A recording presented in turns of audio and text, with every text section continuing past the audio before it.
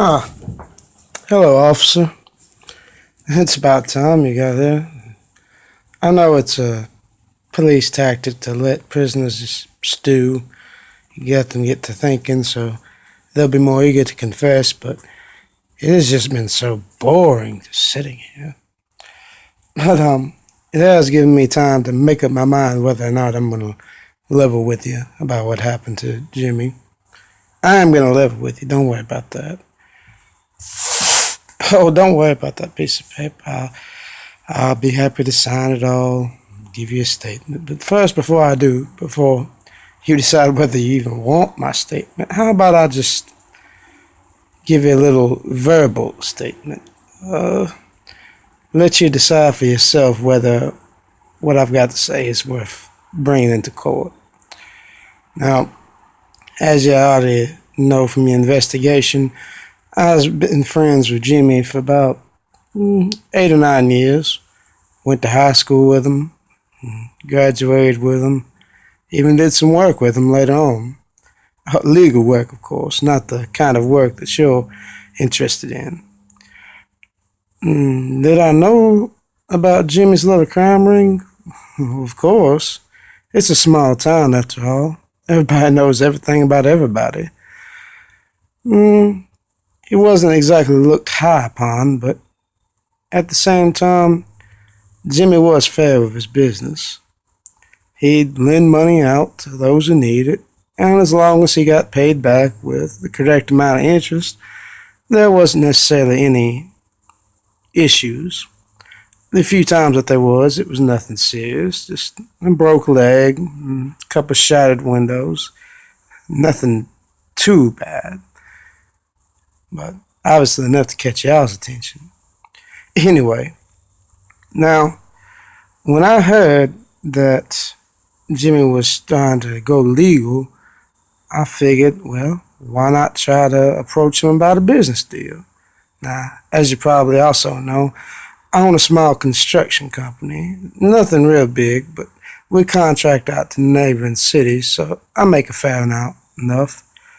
I was looking to expand my business, though, so naturally, I approached Jimmy about making an investment with me.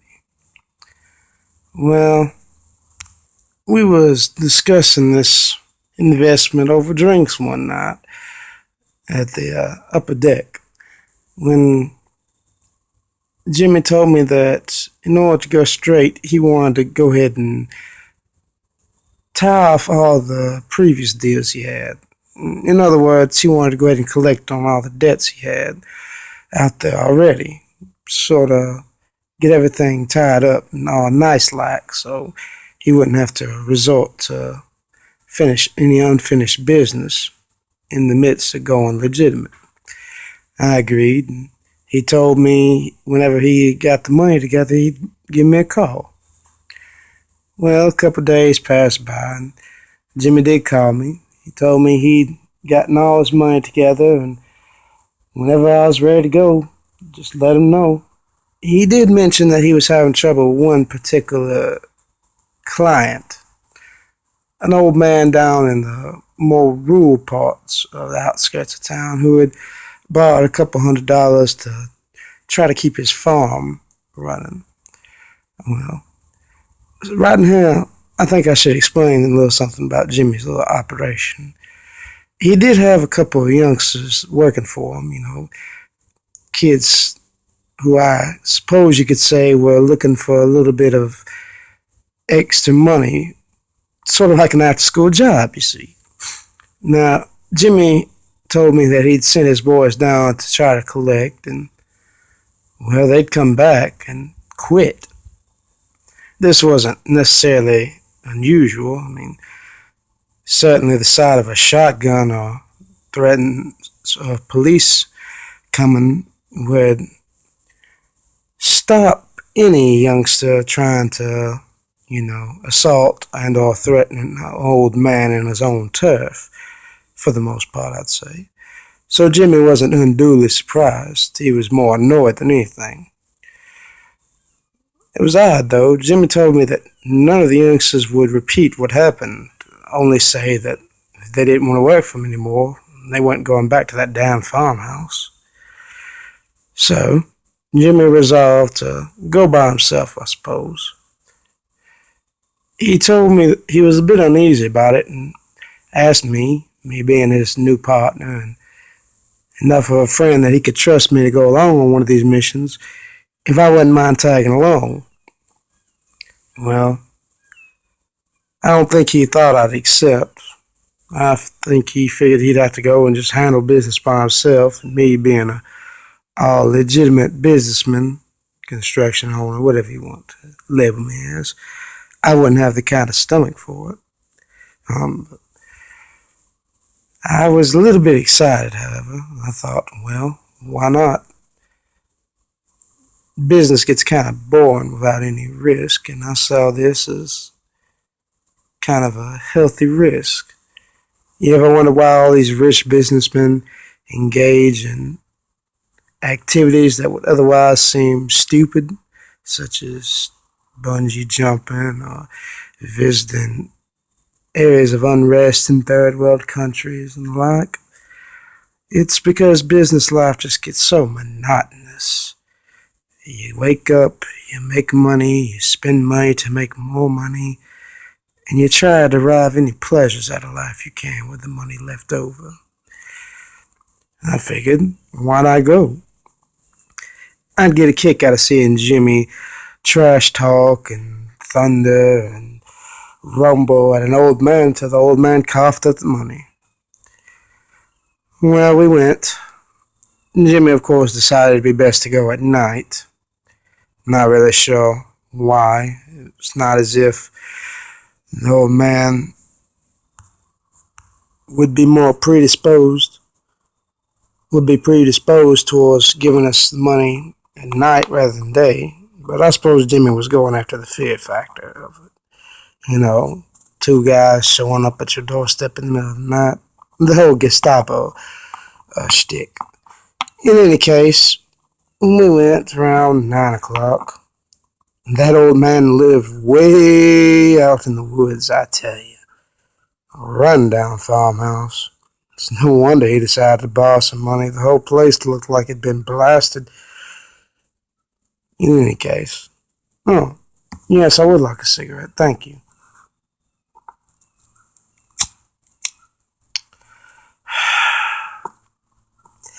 In any case, Jimmy and I went out to collect. It was around 8 or 9 o'clock. Well, with it being winter time, nights get here a little bit earlier than usual. So it'd been well past sundown. We came up on the old man's decrepit-looking porch. As I said, the farmhouse wasn't much. Couldn't have had more than 2 rooms in it. It even had an outhouse in the back. I mean, this is the 1990s. Who has an outhouse these days? Anyway, Jimmy, being the strong-arm kind of guy he is, went up to the door right away and knocked on it. I kind of just hovered around to his back, looking around. I admit I was a tad bit intimidated by the possibility of the authorities getting called on us, but I figured, this country bumpkin probably doesn't even have a phone. It was a minute or two before the old man answered. The old man's appearance fit his farmhouse exceptionally well. A wasted away, gray-looking fella who couldn't have been younger than 80. The old man looked at Jimmy for a second, then glanced at me. He seemed unimpressed and definitely unafraid. Jimmy demanded his money, went through the whole pay me what you owe or doom will come upon you thing that all money sharks give their clients, I suppose. And the old man smiled. Now, by the way, this sent a warning bells to me. I mean, who smiles at 2 guys coming to collect a considerate amount of money in the middle of the night when you obviously ain't got much money to begin with? The old man invited us in. And right then and there, I should have left. I suppose the old man's assenting, amicable behavior kind of put Jimmy at ease, because he walked inside, and I reluctantly followed. The old man gestured to a rather worn-looking couch and asked us to sit down while he went in the back and gathered up the money. We did, and waited. Jimmy seemed content to just casually inspect the place, but I was giving it a third degree that you folks would have been proud of, looking over everything. But I couldn't find anything abnormal about the place. Seemed like just a regular old farmer's dwelling. Kind of strange, though, I noticed. Towards the back, an area that was obviously a kitchen, there was a bunch of shelves with jars and all sorts of plants on them. Some were whole, some had been ground down into powder, some were soaking in water, vinegar, whatever. I guess it made sense, though. A man living off the land like him probably grew his own spices and herbs and whatever to season his dinner, and it wouldn't be unheard of for farmers to have their own little gardens to supply them with supplementary food when cash was short, as it evidently was for this man. So I didn't think much of it. The man returned very shortly with an envelope, plain old manila envelope, like we businessmen would use, for paychecks, I suppose, and gave it to Jimmy. And Jimmy received it without word, looked at me, and nodded towards the door. We both got up and walked out, and as we were leaving, Jimmy turned, nodded at the old man, and thanked him for his business. Jimmy did make a point to tell the old man that he was getting out of the loan sharking business, but the old man didn't seem to be too, what's the word I'm thinking of? Bothered by it, I suppose you could say. Now, I don't know whether Jimmy had told anyone else he was getting out of the business or not, but it would seem to me that a man like this, who obviously needed money and was having trouble paying it back, hell, he probably put all the money on in that little folder, would be a tad bit concerned about the only person he knew who was a source of money going out of business in that regard. But as I said, the old man didn't seem to be bothered. He didn't even seem to take notice of us at all at this point. He just walked behind us and shut the door as we left. It was strange, though, that blank expression. But like all the preceding events, I didn't pay it no mind. I actually felt kind of let down. There was no violence or trouble at all. It was just a simple business transaction like I was so used to. We went back to the car, and Jimmy asked me to drive since he wanted to count the money. I did, and we began making our way back to town. He opened up the little envelope and began skimming through the money, counting it with the hand and eye of only someone who's handled cash many times before can. He seemed satisfied that it was all there and put it back into the envelope and got real quiet. I tried to start conversations every now and then, but he just wouldn't engage. He seemed content to stare out the window, kind of dazed like. Well, after a while we reached town, and I opened my door and got out and looked and noticed Jimmy hadn't moved at all. I went to his side of the door, opened it up, and looked in. He was just staring. Now, I have seen dead people before. I was there to see old Willie Hoffman's execution 2 years ago, so I know what a dead man's stare looks like. I like to say that I handled it all coolly and calmly, but I'll be lying if I did. I panicked. I slammed the door and jumped back in the car and immediately started driving around, hoping nobody would have the curiosity to inspect us too much. I made up my mind. I didn't know what happened. I didn't know if it was a heart attack, stroke, aneurysm, or what caused this medical